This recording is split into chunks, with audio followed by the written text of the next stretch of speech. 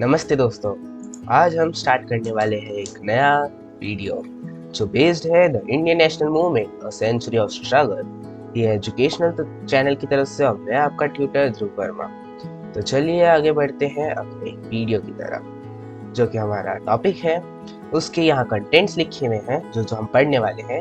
सबसे पहले seeds of discontent जो कि है based rise of organised resistance पर। फिर है the early nationalist organisation laying the foundation, जिसमें हम पढ़ने वाले हैं आईएनसी के बारे में, जिसके फुल फॉर्म आप जानते ही हैं, इंडियन नेशनल कांग्रेस। फिर हम पढ़ेंगे rise of Mahatma Gandhi, a new era of mass mobilisation. फिर हम पढ़ने वाले हैं की movements led by the Gandhi. फिर other voices in the freedom struggle beyond Gandhi, the partition of India into Pakistan and independence and its aftermath, building a new nation, and at last the conclusion of this video. So let's begin. So, seeds of discontent, the rise of organized resistance. First, let's learn about the Sepoy Mutiny of 1857.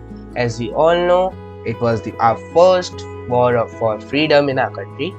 So, Sepoy Mutiny of 1857, a significant revolt against the British rule, was ignited by the introduction of controversial rifle cartridge greased with animal fat, deeply offending both Hindu and Muslim sepoys. Beyond the immediate trigger, the mutiny reflected deeper grievances stemming from economic exploitation, cultural insensitivity, and political marginalization by the British East India Company. तो ये जो sepoy mutiny हुई थी, ये basically हुई थी, एक rifle introduce करी थी ब्रिटिशर्स ने, जो जिसमें जो कार्ट्रिजेस यूज होती थी वो ग्रीस्ड थी एनिमल फैट, जो कि मेन थी काउ और पिग, और हिंदूज काउ को वर्शिप करते थे और मुस्लिम्स पिग को। तो उन्हें ये बहुत हर्ट हुआ कि वो रिलीजियस सेंटिमेंट्स, ब्रिटिश उनके रिलीजियस सेंटिमेंट्स को हर्ट कर रहे हैं, तो उन्होंने सिपॉय म्यूटिनी करी। फिर इसके और भी कारण थे, जैसे इकोनॉमिक एक्सप्लॉयटेशन जो ब्रिटिशर्स करते थे, हाई टैक्सेस लेते थे पीसेंट से, कल्चरल इनसेंसिटिविटी जो उन्होंने नए रिफॉर्म्स इंट्रोड्यूस करे थे, अपने रिलीजन क्रिश्चियनिटी को प्रमोट कर रहे थे, और political marginalisation by the British East India Company. This revolt marked a crucial shift towards unified resistance, demonstrating the collective discontent simmering within various segments of Indian society and paving the way for future nationalist movements. This was the first movement, and इसमें जो गलतियां हुई थी उससे जो हमारे large scale पर national movements हुए, वो उन सब गलतियों को हमने उनमें सुधारा था। जैसे लैक ऑफ यूनिटी थी, ऑर्गेनाइजेशन कम थी, उन सब को हमने जो लार्ज स्केल पर नेशनल मूवमेंट्स हुए थे, जैसे नॉन कोऑपरेशन, सिविल डिसोबीडियंस, उन सब में हमने सुधारा था। अब आता है हमारा next, social religious reform movements.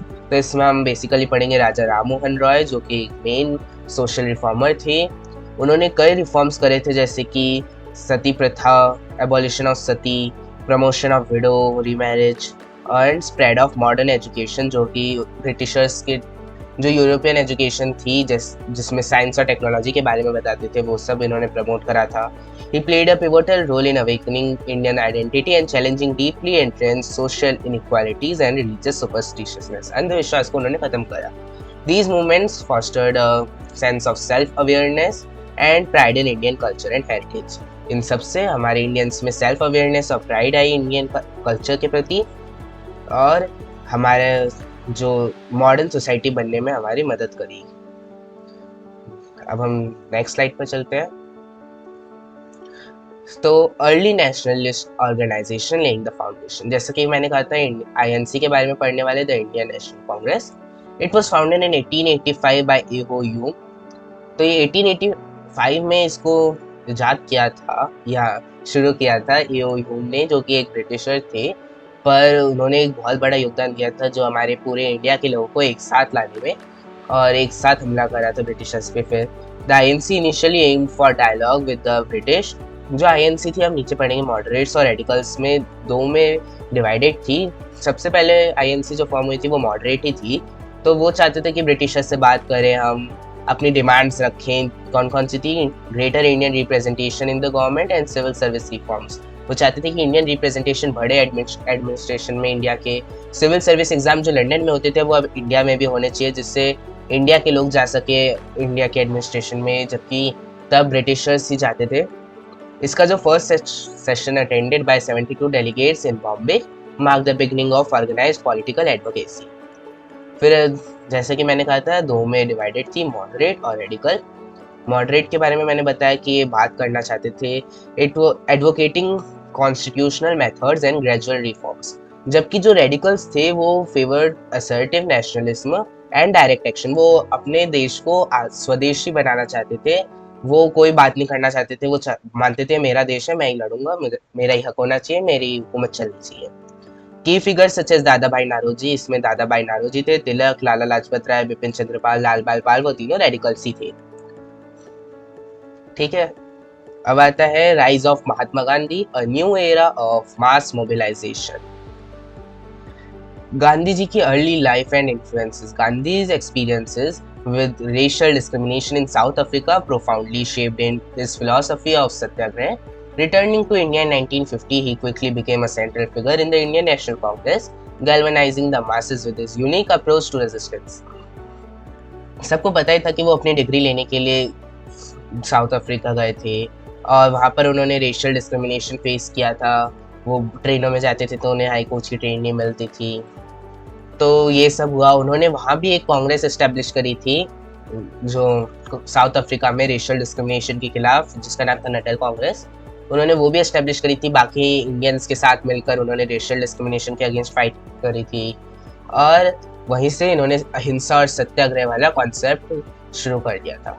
फिर ये भारत आए 1915 में और ये बहुत ही जल्दी कांग्रेस के सेंट्रल फिगर बन गए, क्योंकि अहिंसा और नॉन वायलेंस की थ्योरी बहुत प्रैक्टिकली प्रूवन हो रही थी। और galvanising the masses with his unique approach to resistance. फिर सत्याग्रह और नॉन वायलेंट रेजिस्टेंस, जो कि मैंने कहा इनके दो पिलर्स थे, ये सत्याग्रह और ahimsa. With its principle of civil disobedience and non cooperation, जो मूवमेंट्स हुए थे उनके प्रिंसिपल ही सत्याग्रह और नॉन वायलेंट थे, जिसकी वजह से वो इतने लार्ज स्केल पर हो पाए थे। Became a powerful tool against the British authority. Gandhi's peaceful protest inspired movements for social justice and freedom globally. इनके जो अहिंसा, नॉन कोऑपरेशन, नॉन वायलेंट और सत्याग्रह वाले जो प्रिंसिपल्स थे, उसने पूरे दुनिया को इंस्पायर किया था। फिर इन्होंने क्या क्या किया, अब हम वो पढ़ते हैं। की movements led by Gandhi ji challenging British authority. सबसे पहले हम जानते हैं नॉन कोऑपरेशन आया था 1922 में हुआ था। This movement involved a boycott of British goods, institutions and titles, resulting in widespread arrest, economic disruption, heightened national fervor. However, the Chauri Chaura incidents led its suspension. अभी जो नॉन कोऑपरेशन मूवमेंट हुआ था, ये 3 वजह से हुआ था। सबसे पहले जो जलियांवाला बाग इंसिडेंट हुआ था, जलियांवाला बाग का जो मैसेकर था, उसकी वजह से उसका बदला लेने के लिए नॉन कोऑपरेशन आया था। जलियांवाला 1919 में हुआ था और ये 1920 में स्टार्ट हो गया था। जो दूसरा था कि पूर्ण स्वराज चाहिए, वही हमारे देश को आज़ाद करो, वो सब। तीसरा था कि जो उससे पहले ना टर्की को भी अनेक्स कर लिया था, जो उसके राजा थे जिसको खलीफा कहते थे। अब उनके मुस्लिम्स चाहते थे कि उनको जो उनके रिलीजियस प्लेसेस जैसे मक्का मदीना, वो उनके अंदर ही रहे और वो ब्रिटिशर्स अनेक्स ना करे, तो उसके लिए भी ये नॉन कोऑपरेशन मूवमेंट आया था। गांधी जी ने उन्हें भी साथ ही लिया था। फिर सॉल्ट सत्याग्रह आया था 1930 में। सॉल्ट सत्याग्रह जो दांडी मार्च symbolised bye Dandi March galvanized public opinions both in India and internationally. Over 60,000 people including Gandhi were arrested for their participation. वो तो ब्रिटिशर्स ने हर मूवमेंट में इंडियंस को अरेस्ट ही किया है और कुछ करा ही नहीं। जो दांडी मार्च था वो सिविल डिसोबीडियंस जो मूवमेंट था वो उसी का पार्ट था। वो भी 1930 में ही आया था और ये भी 1930 में ही आया था। तो सॉल्ट लॉ जो ब्रिटिशर्स ने मोनोपोली बना रखी थी सॉल्ट के ऊपर, वो उसको तोड़ने के लिए सॉल्ट सत्याग्रह आया था। फिर क्विट इंडिया मूवमेंट आया था 1942 में और गांधी जी ने इसमें भी एक स्लोगन निकाला था, डू और डाई, जो कि बहुत फेमस है, आप सब जानते ही होंगे। This movement demanded the immediate end of British rule during world war II. Although ruthlessly suppressed, it demonstrated the unwavering resolve of the Indian people. फिर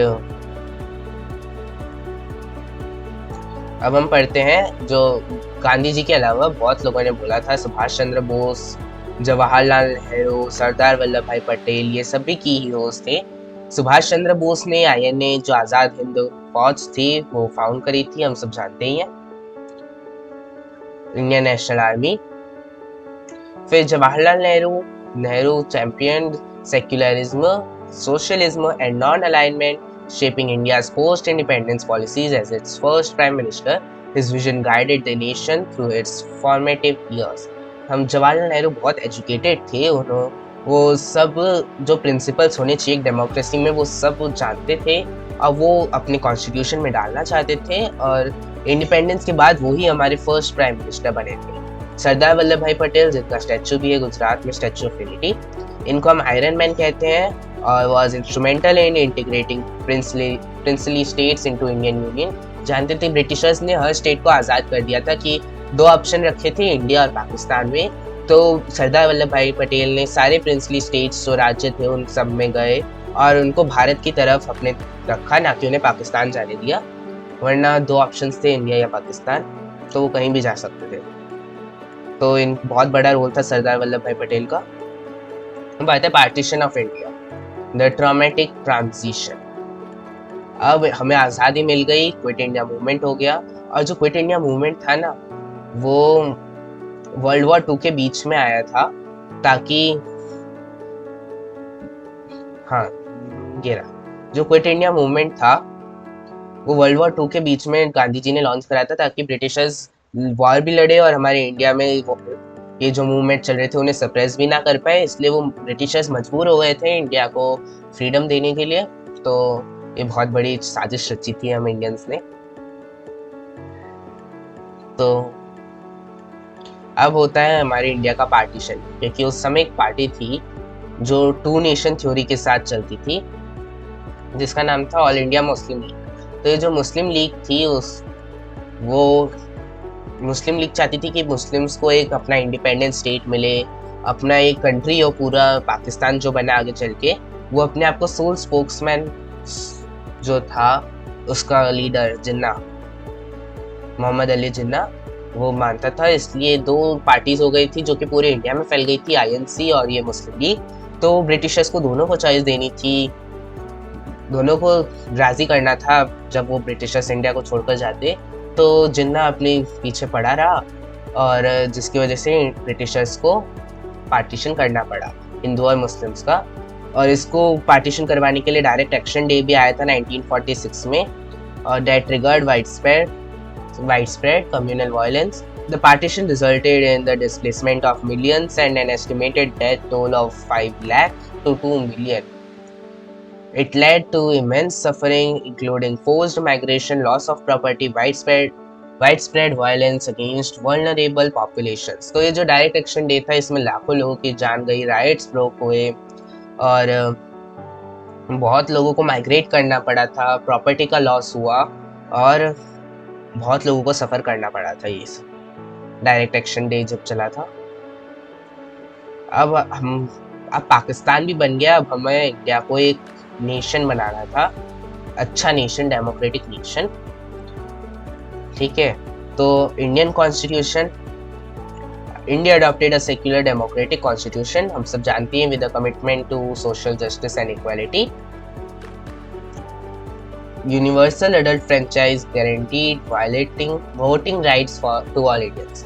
तो ये सब हम बचपन से पढ़ते आ रहे हैं, यूनिवर्सल एडल्ट फ्रेंचाइज था, हमारे India secular democratic constitution adopt किया था, और हर किसी को एक इक्वालिटी प्रोवाइड करनी थी।